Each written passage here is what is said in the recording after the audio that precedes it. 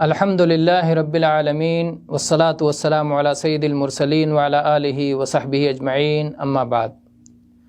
آج کے درس میں انشاءاللہ ملائکہ کے تعلق سے گفتگو ہوگی۔ ملائکہ کی اصل خلقت کیا ہے، ان کے اوصاف کیا ہیں اور ان کی خصوصیات کیا ہیں۔ ملائکہ یہ ملک کی جمع ہے، یہ اللہ کی ایک عظیم الشان مخلوق ہیں۔ اللہ تعالیٰ نے انہیں نورانی لطیف جسم عطا فرمایا ہے، یہ شکل بدلنے پر قدرت رکھتے ہیں اور معزز صورتیں اختیار کر سکتے ہیں۔ اللہ نے انہیں بڑی طاقت عطا فرمائی ہے، ایک جگہ سے دوسری جگہ پر منتقل ہونے کے لیے، ایک جگہ سے دوسری جگہ تیزی سے جانے کے لیے انہیں اللہ نے قوت عطا فرمائی ہے۔ ان کی بہت بڑی تعداد ہے، ان کی تعداد اللہ کے سوا کوئی نہیں جانتا۔ اللہ تعالیٰ نے انہیں اپنی عبادت کے لیے، اپنے حکموں کی تنفیذ کے لیے منتخب فرمایا ہے۔ یہ کبھی اللہ تعالیٰ کے حکموں کی نافرمانی نہیں کرتے، جو کچھ اللہ تعالیٰ انہیں حکم دیتا ہے اسی کی تعمیل میں لگے رہتے ہیں۔ اللہ تعالیٰ نے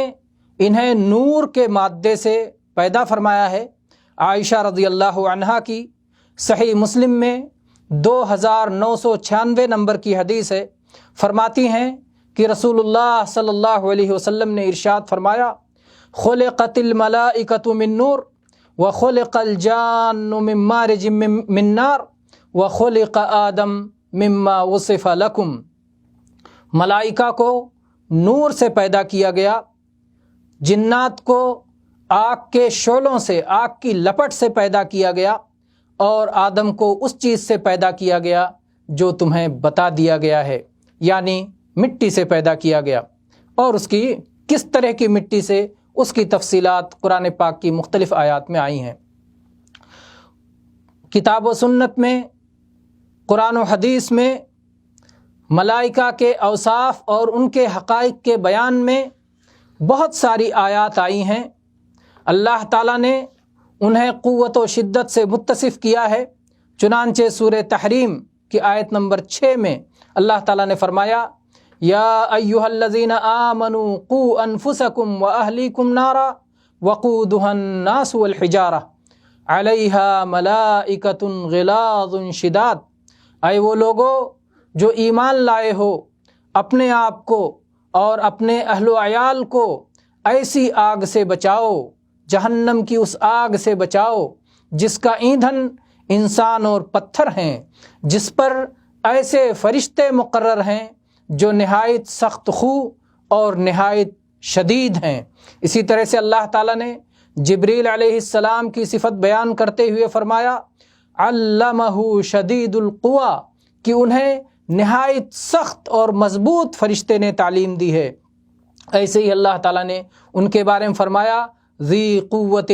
عند ذی العرش مکین، وہ بڑی قوت والے اور وہ عرش کے پاس رہنے والے ہیں۔ اسی طرح سے اللہ تعالیٰ نے ان کی تخلیق اور ان کے جسموں کی عظمت بیان فرمائی ہے، چنانچہ صحیح مسلم میں عائشہ رضی اللہ عنہا کی حدیث ہے کہ انہوں نے نبی کریم صلی اللہ علیہ وسلم سے اس آیت کے بارے میں پوچھا، وَلَقَدْ رَآهُ بِالْأُفُقِ الْمُبِينِ، کہ انہیں واضح افق کے پاس دیکھا، تو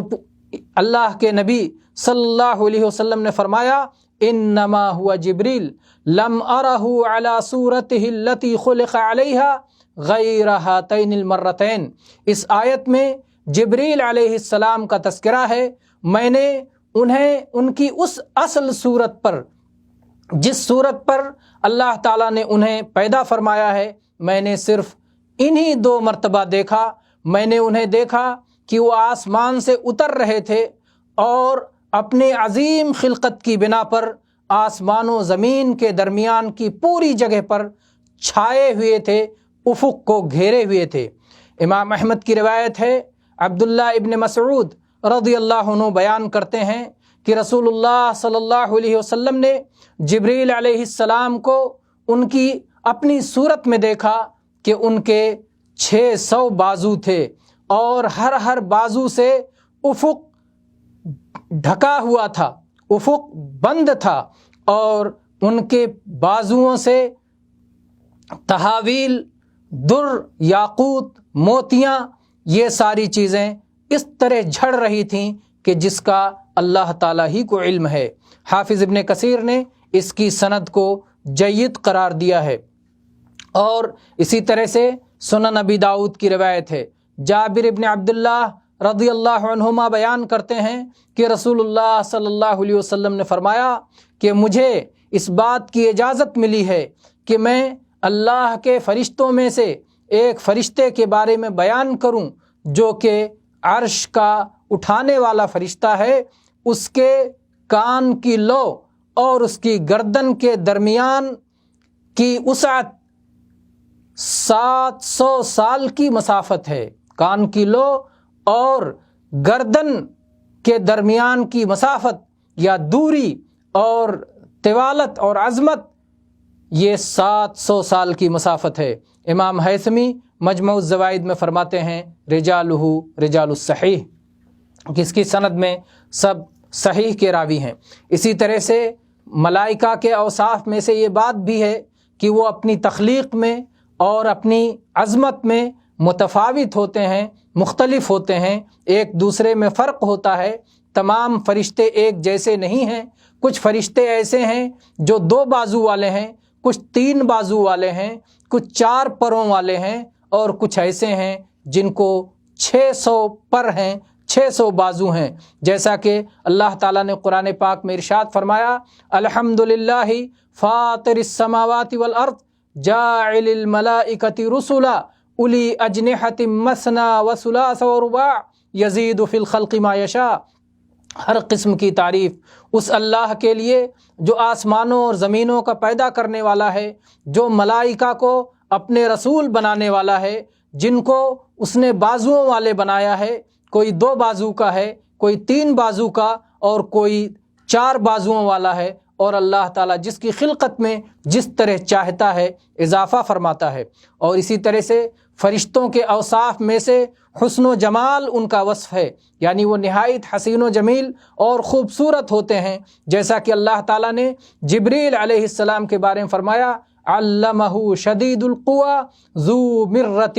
فاستویٰ۔ عبداللہ ابن عباس رضی اللہ عنہما سے ذو مرۃ کی تفسیر آئی ہے ذو منظر حسن، کہ نہایت حسین اور خوبصورت نظر آنے والے۔ اسی طرح سے امام قتادہ کہتے ہیں ذو خلق طویل حسن، کہ نہایت لمبا اور حسین تخلیق ہے، نہایت خوبصورت اندام والے ہیں۔ اور اسی طرح سے اللہ تعالیٰ نے یوسف علیہ السلام کو دیکھ کر کے عورتوں نے جو کہا تھا اسے قرآن پاک میں نقل فرمایا ہے کہ ان عورتوں نے کہا فلما رأینہ اکبرنہ وقطعن ایدیہن وقلن حاش للہ ما ھذا بشرا ان ھذا الا ملک کریم۔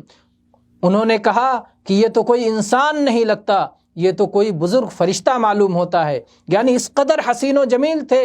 یوسف علیہ السلام کہ لگا کہ یہ انسان نہیں ہو سکتے ہیں، یہ فرشتے ہو سکتے ہیں۔ گویا انسانی طبیعت میں یہ بات رچی بسی ہوئی ہے کہ فرشتے انتہائی حسین ہوتے ہیں، انتہائی خوبصورت ہوتے ہیں۔ اللہ تعالیٰ نے انہیں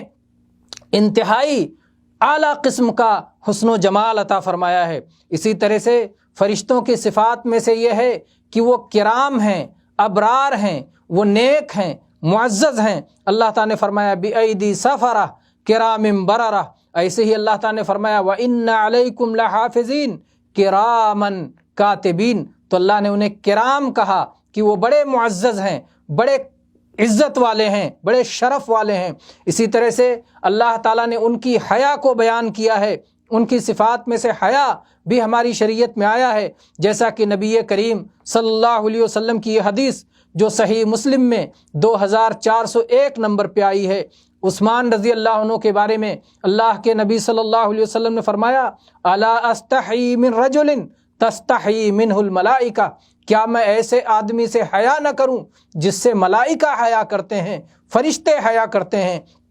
اس سے معلوم ہوتا ہے کہ فرشتوں کی صفات میں سے ایک صفت حیا کرنا بھی ہے۔ اسی طرح سے فرشتوں کی ایک صفت علم بھی ہے۔ اللہ تعالیٰ نے قرآن پاک میں فرمایا قال انی اعلم ما لا تعلمون،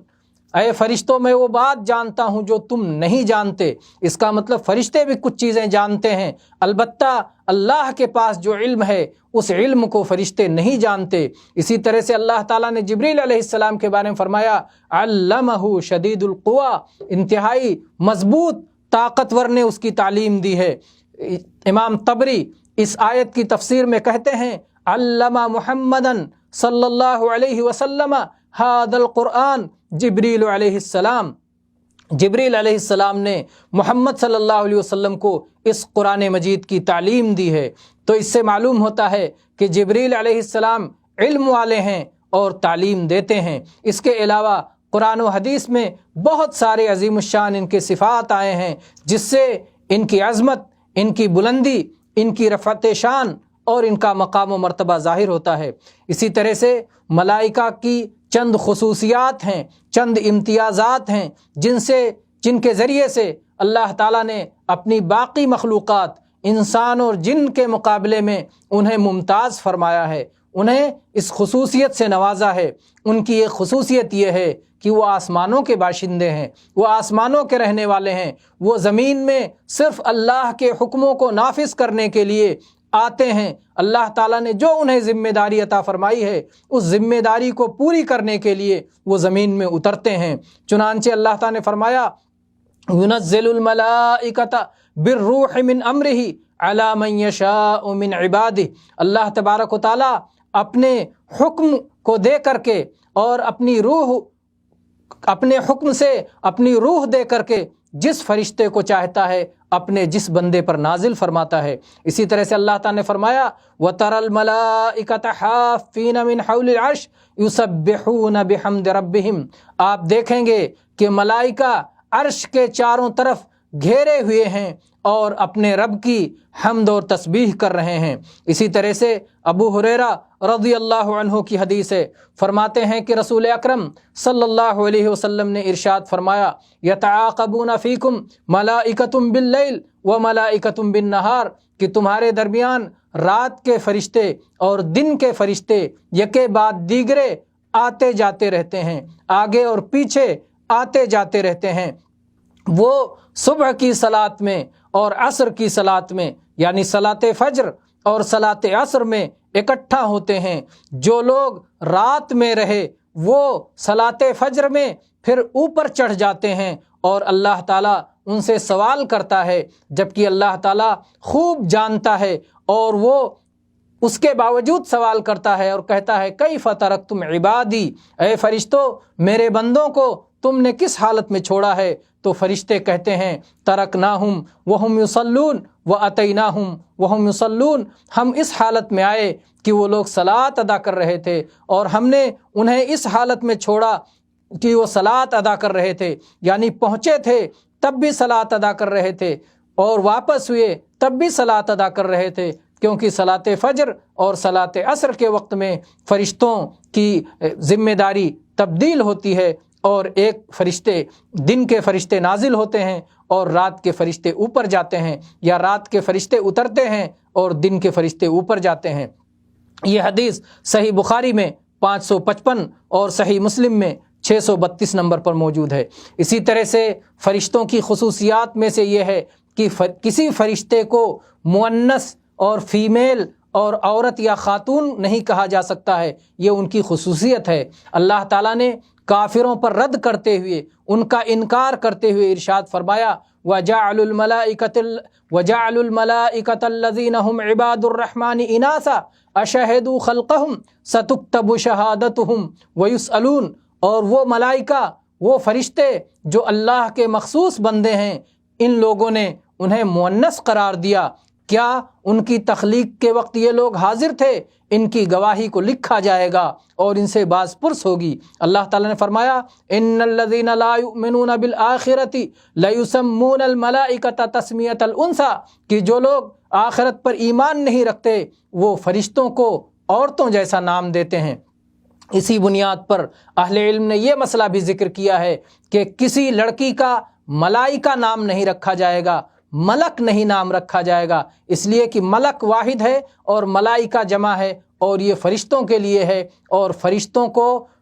مؤنث نام دینا اور مؤنث کہنا یا کسی مؤنث کو فرشتے کا نام دینا یہ ایسا جائز اور درست نہیں ہے۔ اسی طرح سے فرشتوں کی خصوصیات میں سے یہ ہے کہ وہ اللہ کی نافرمانی نہیں کرتے، ان سے کبھی گناہ سرزد ہی نہیں ہوتا، بلکہ اللہ تعالیٰ نے انہیں اپنی اطاعت پر پیدا فرمایا ہے۔ اطاعت و فرما برداری ہی ان کی طبیعت میں اللہ نے رکھ دیا ہے، وہ ہمیشہ اللہ کے حکم کی تعمیل میں لگے رہتے ہیں۔ اللہ تعالیٰ نے فرمایا لا یعصون اللہ ما امرہم ویفعلون ما یؤمرون، اللہ نے جو کچھ انہیں حکم دیا ہے وہ اس کی نافرمانی نہیں کرتے، اور وہ وہی کچھ کرتے ہیں جس کا انہیں حکم ملا ہے۔ اور ایسے ہی اللہ تعالیٰ نے فرمایا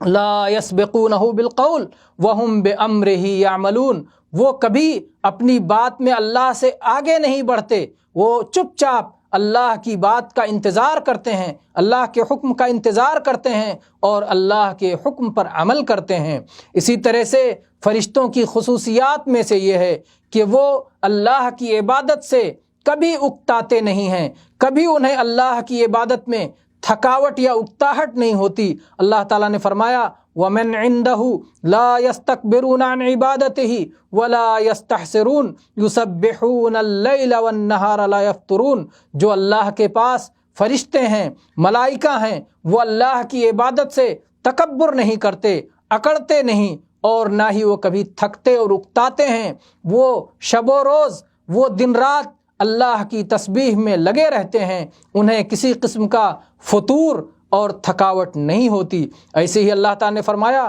فَإِنِ اسْتَكْبَرُوا فَالَّذِينَ عِنْدَ رَبِّكَ يُسَبِّحُونَ لَهُ بِاللَّيْلِ وَالنَّهَارِ وَهُمْ لَا يَسْأَمُونَ، اگر یہ کافر تکبر کا معاملہ کریں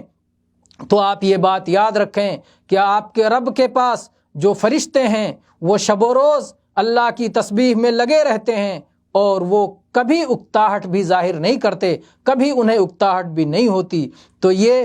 چند خصوصیات ہیں جن سے اللہ تعالیٰ نے اپنے فرشتوں کو جنات و انسان کے مقابلے میں ممتاز بنایا ہے، وہ ایک مستقل مخلوق ہیں، اللہ تعالیٰ نے ان کو ان خصوصیات سے نوازا ہے، وہ معزز ہیں، وہ خوبصورت ہیں، وہ اللہ کے فرما بردار بندے ہیں۔ اللہ تبارک و تعالیٰ ہمیں ان کا مقام و مرتبہ پہچاننے کی توفیق دے، آمین۔ وآخر دعوانا ان الحمد للہ رب العالمین۔